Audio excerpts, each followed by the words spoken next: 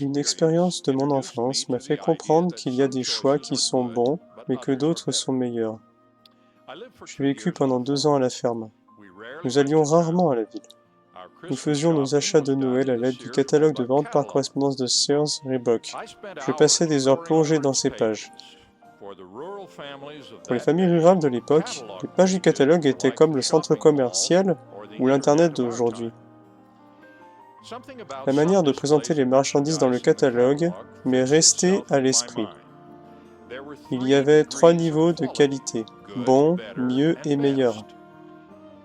Par exemple, certaines chaussures pour hommes portaient la mention bon, 1,84 $, d'autres mieux, 2,98 $, et d'autres meilleurs, 3,45 $. Quand nous réfléchissons à des choix que nous avons à faire, nous devons nous rappeler qu'il ne suffit pas que quelque chose soit bon. D'autres choix sont mieux, et d'autres choix sont même meilleurs. Même si un choix donné est plus coûteux, sa valeur bien supérieure peut en faire le meilleur de tous.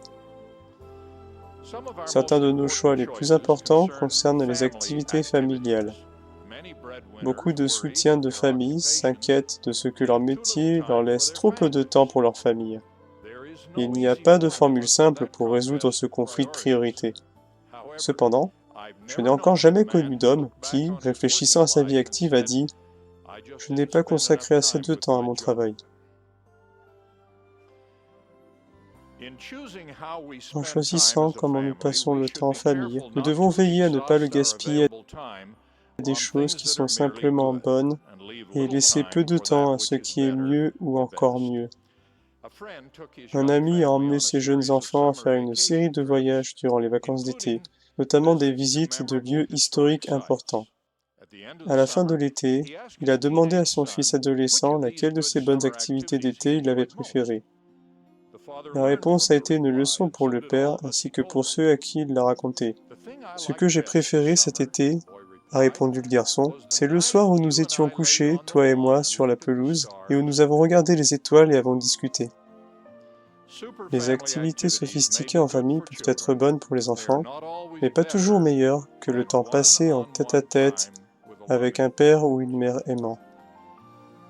La quantité de temps que les enfants et les parents consacrent à de bonnes activités comme les cours particuliers, les sports d'équipe et d'autres activités scolaires et de club doit également être soigneusement dosée. Sinon, les enfants auront trop à faire et les parents seront énervés et frustrés.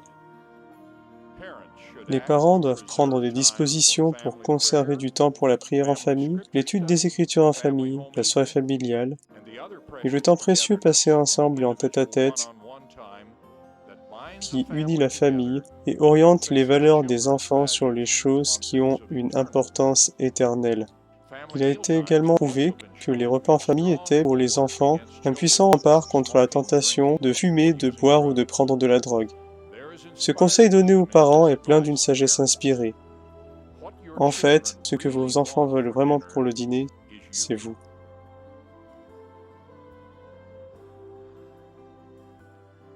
Président Gordon B. Hinckley nous a adressé cette exhortation. Nous devons nous efforcer d'assumer notre responsabilité de parents, comme si tout dans la vie en dépendait, parce qu'en fait tout dans la vie en dépend.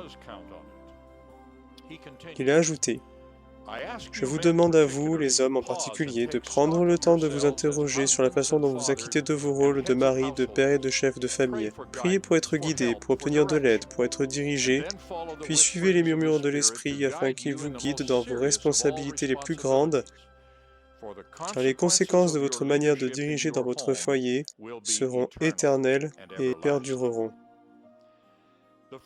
La première présidence a invité les parents à consacrer tous leurs efforts à instruire et à élever leurs enfants dans les principes de l'Évangile. Le foyer est la base d'une vie juste et aucune autre institution ne peut prendre sa place dans cette responsabilité donnée par Dieu. La première présidence a déclaré, je cite, « Aussi dignes et justifiées que puissent être les autres exigences ou activités, on ne doit pas leur permettre de mettre de côté les devoirs divinement désignés que seuls les parents et la famille sont capables d'accomplir. » Fin de citation. Je témoigne de notre Père céleste, dont nous sommes les enfants, et dont le plan est conçu pour nous qualifier pour la vie éternelle, le plus grand de tous les dons de Dieu.